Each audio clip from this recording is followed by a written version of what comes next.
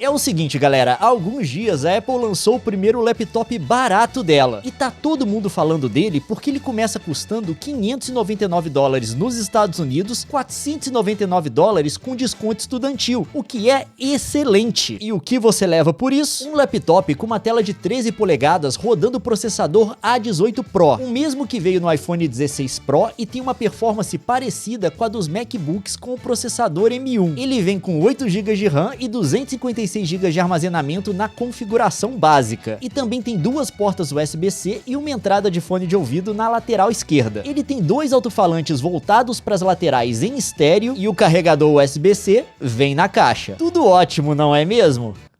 Não, deixa eu jogar real pra vocês sobre esse laptop aqui. Quando a gente diz que ele tem 256 GB de armazenamento, a gente ignora o fato de que o sistema dele, sem nada instalado, toma mais de 51 GB. Aí você tem tipo 193, 194 no máximo. Quando a gente diz que ele tem 8 GB de RAM, a gente ignora o fato de que o sistema operacional dele, sem nada rodando, ocupa mais de 3,5 GB. Quer dizer que você tem 4 GB e alguma coisa pra rodar todos os seus programas. Ah, é só fazer upgrade no RAM pra ter mais. Não dá, o upgrade é só no armazenamento para 512 GB. A RAM só pode ser 8. Quando a gente diz que ele tem uma tela de 13 polegadas, a gente ignora o fato de que ela funciona no espectro sRGB, que tem bem menos cores que o display P3 dos outros MacBooks, que é 25% maior. Quando a gente diz que ele tem uma performance parecida com o MacBook M1, a gente ignora o fato de que o SSD dele só tem metade da velocidade do SSD do MacBook M1, o que pode impactar na performance, principalmente para abrir e fechar programa. Quando a gente diz que ele tem duas portas USB-C, a gente ignora o fato de que ele não tem as portas Thunderbolt 4 e 5 dos outros Macs. Ele tem uma porta USB 3 e uma porta USB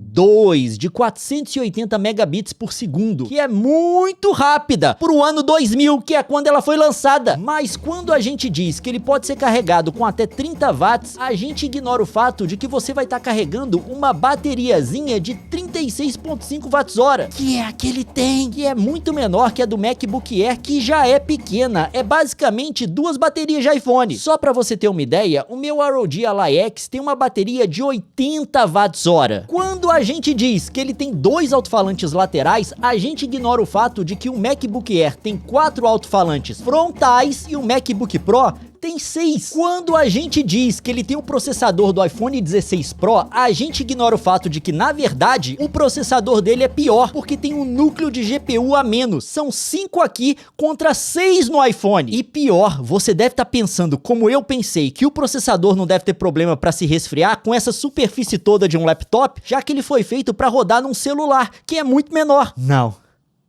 Deixa eu apresentar para vocês o conceito de estrangulamento térmico, que é quando um processador não é refrigerado corretamente e aí ele tá rodando tão quente, mas tão quente, que para tentar resfriar e não derreter, ele é obrigado a reduzir o consumo e, por consequência, a performance. Então, eu rodei Cyberpunk 2077 nele e foi exatamente isso que aconteceu. A linha azul é o consumo de energia do processador, a linha vermelha é a temperatura da CPU e a linha amarela é a temperatura da GPU. Logo no começo, o consumo passa de 8 watts, mas aí as temperaturas da GPU e da CPU batem mais de 100 graus Celsius. O processador bate no limite e liga o estrangulamento térmico no talo. Aí o consumo começa a cair para baixo de 5 watts. E mesmo assim, tanto a CPU quanto a GPU continuam rodando a mais de 100 graus. Dois de vocês aí devem estar perguntando, mas por quanto tempo você jogou Cyberpunk para dar estrangulamento térmico? 1 hora? 2 horas? Não. Que tal 10 segundos? Mas quando a gente diz que rodou Cyberpunk nele, a gente ignora o fato de que a performance dele no jogo é muito pior que a do Steam Deck. Sim, e o Steam Deck tá rodando um jogo de Windows com uma camada de tradução para Linux. No Neo, o jogo roda nativo e ele não consegue segurar 30 quadros por segundo nem com reza braba. Eu coloquei o gráfico absolutamente todo no baixo, rodei o jogo na metade da resolução da tela e com o upscale ligado. Mesmo assim, ele ficou na casa dos 20 e poucos quadros. E eu mencionei o fato de que o trackpad dele não tem o motor tátil dos outros MacBooks, porque nos outros MacBooks o trackpad não mexe, ele tem um motor embaixo para te dar uma resposta do clique. Uma tecnologia que a Apple estreou em 2015, há 11 anos. Ele não tem. Ah, e o teclado dele não é retroiluminado. Você tem que digitar no escuro, boa sorte. Quem mandou não ter nascido um X-Men? Tudo isso é para dizer que esse laptop aqui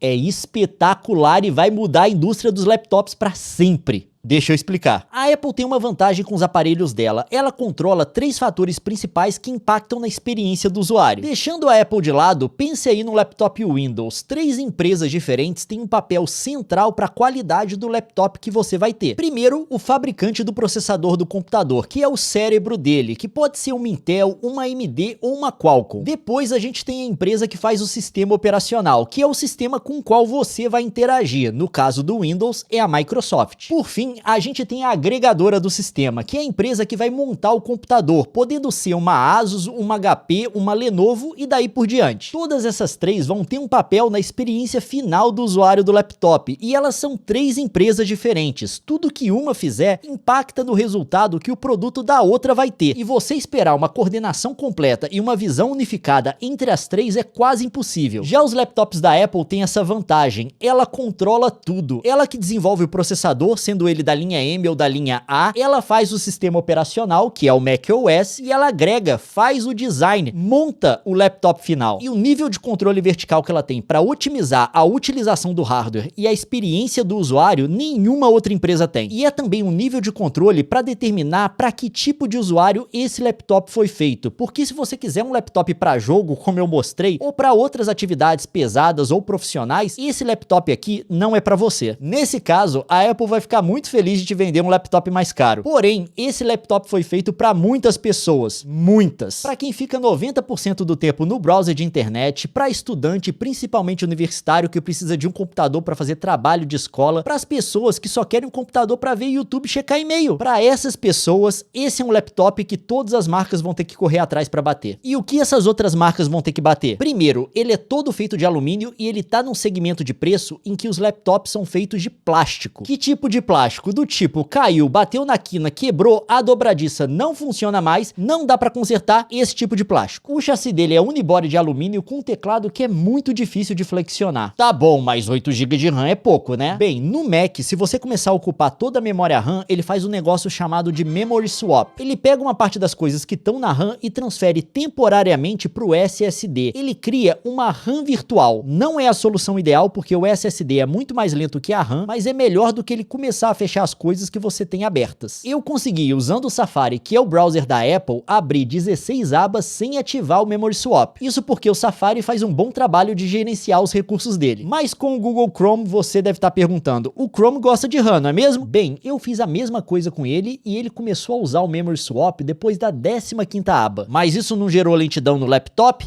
Não. Absolutamente não. Eu podia trocar de aba sem problema nenhum, mas aí eu mantive o Chrome com as 16 abas abertas e em cima disso abri também o Pages, que é o editor de texto do Mac, o Keynote, que é tipo o PowerPoint, e a Steam, porque sim, e eu consegui usar esses programas e trocar entre um e outro sem problema e sem atraso nenhum. Eu posso ir no Chrome, trocar entre as abas dele, mudar pro Pages, escrever meu texto, passar pro Keynote e editar minha apresentação, ir pro Steam, fazer scrolling e voltar pro Chrome, sem problema. Tudo isso enquanto eu tava capturando a tela e enquanto a RAM já tava cheia o suficiente para fazer Memory Swap. É incrível como eles conseguiram tornar a experiência de desktop muito rápida, mesmo com um processador mais fraco, 8 GB de RAM e um SSD que é mais lento que o de outros Macs. Se você não soubesse dessas 3 informações, provavelmente não ia notar a diferença na experiência. E esse gerenciamento de coisas no desktop mostra outra vantagem desse Mac, que é o trackpad. Apesar dele não ter o motor tátil de outros Macs, ele é extremamente preciso e tem todos os gestos multitouches dos modelos mais caros. E ainda no tópico de performance, ele não é bom para jogo, mas nenhum Mac é. É legal testar jogo no Mac? É, mas você vai comprar um Mac para jogo? Absolutamente não. Tem Cyberpunk para Mac?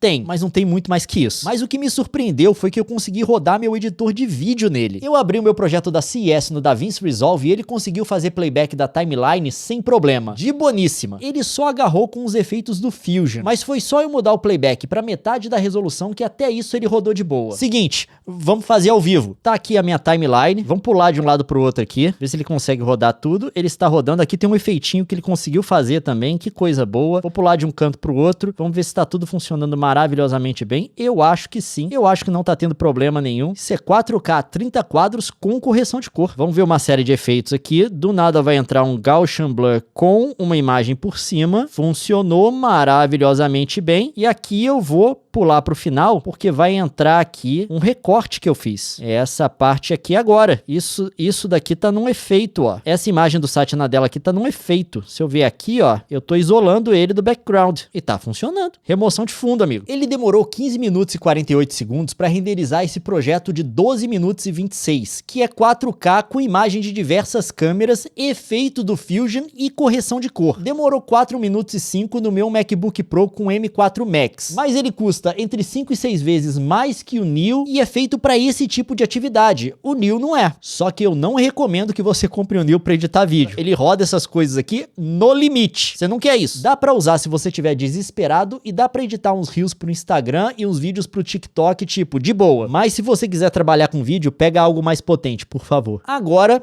vamos falar da tela. Sim, ela é sRGB e tem menos cores que os outros Macs. Porém, ninguém vai editar um filme de Hollywood nele. Você vai consumir coisa na internet. Ele foi feito para isso. A internet é basicamente toda em sRGB, incluindo esse vídeo aqui. Eu sei, nerd, tecnicamente ele é Rec 709, mas você entendeu o que eu quero dizer. E essa tela tem um brilho de 500 nits, o que pode parecer pouco se você tiver acostumado com tela de celular que chega a 2, 3 mil nits. Porém, no mundo do laptop, essa é uma quantidade de brilho bem competente para uma tela que não tem suporte para HDR. Exemplo bom, o novo XPS 14 com tela de Tandem OLED começa custando $1.900 e tem 400 nits de brilho. A tela do Neo também não tem um sensor de luz, aí não tem regulação de brilho automático e nem True Tone, que é a tecnologia da Apple que ajusta a temperatura de cor de tela segundo a luz do ambiente que você tá. Bem, regular o brilho da tela é fácil porque você pode fazer direto do teclado. E True Tone, para ser sincero, eu não uso e não vejo razão para existir. É daquelas funções que você desliga quando inicia o computador pela primeira vez. Por mim, podiam tirar do Pro e do Air também. Mais um ponto que pode ser um problema são as portas USB-C, mais especificamente a porta USB 2. Eu acho que não tinha como a Apple colocar duas portas rápidas nesse Mac, porque você tem os limites físicos do processador, que é um processador de smartphone, que foi feito para ter uma porta USB 3 só. A porta USB 2 só é usável aqui de fato para periférico tipo mouse e teclado e para carregar. Eu acho que ela existe exatamente para você carregar o laptop, já que ele não tem MagSafe que nem os outros Macs. E isso deixa a porta USB 3 para outras coisas, tipo um SSD externo. Inclusive eu tava mexendo no meu vídeo no projeto do Resolve com um SSD externo, porque ele tem 256 GB de armazenamento. A única limitação que eu vejo é com o monitor externo, porque você vai ter que ligar ele na porta USB 3, na USB 2 não funciona. Aí se você fizer isso, só sobra a porta USB 2 que não serve para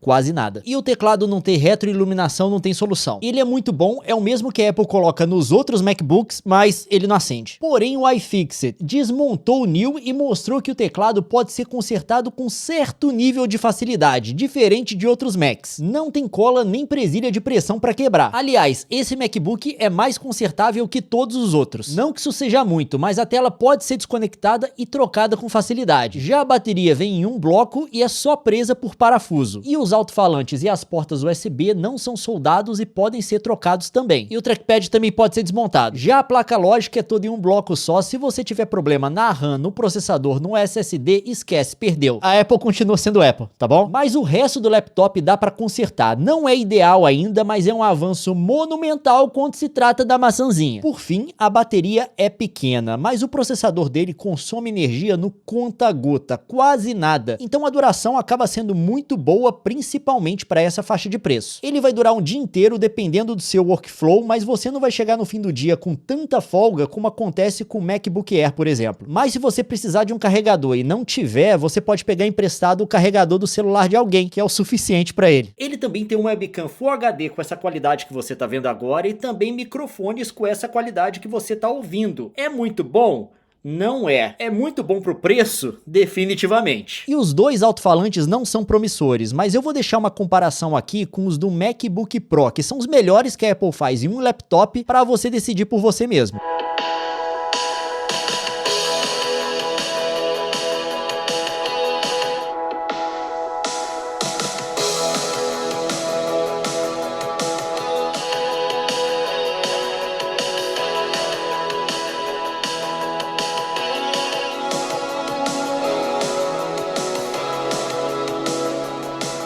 esse laptop aqui me surpreendeu pra caramba. No papel tinha um monte de red flag de coisa que podia dar errado. 8 GB de RAM e processador de iPhone são só 2 deles. Mas por causa das otimizações que a Apple é capaz de fazer nele por conta da integração vertical e também por causa da qualidade de construção dele, ele é tipo... excelente, me surpreendeu de verdade. E mesmo que ele tenha um preço proibitivo no Brasil, porque a Apple pratica preços muito mais altos que os concorrentes, nem imposto sozinho justifica essa diferença toda, porque os outros fabricantes também têm que pagar e praticam preços menores. Eu acho que muito dessas coisas aqui vai chegar em outros laptops de entrada de outras marcas, inclusive das que têm preços mais razoáveis no Brasil, porque todo mundo vai ter que reagir a isso aqui. Você não precisa acreditar em mim, é só ouvir o próprio CEO da Asus. Ah, e se você pegar o upgrade de 512 GB de armazenamento, você ganha também o leitor de digital. Vale por 1/6 a mais do preço do Neo? Não, eu não paguei absolutamente não. Bem, esse daqui é um laptop para quem vai estudar, mexer no browser, consumir mídia, responder e-mail, fazer trabalho de escritório e para isso ele é muito bom. Eu fiz toda a pesquisa e redação do roteiro desse vídeo nele, sem problema nenhum. Só não tenta rodar Cyberpunk. Beleza? Tenta não. Eu só não entendi como ele é o mesmo preço do iPad Air que vem com um processador M4, que é muito mais potente que o dele. Enfim, Apple e seus mistérios. Eu espero que você tenha gostado desse vídeo. Não esquece de largar um joinha aí e se inscrever no canal. Até a próxima. Tchau.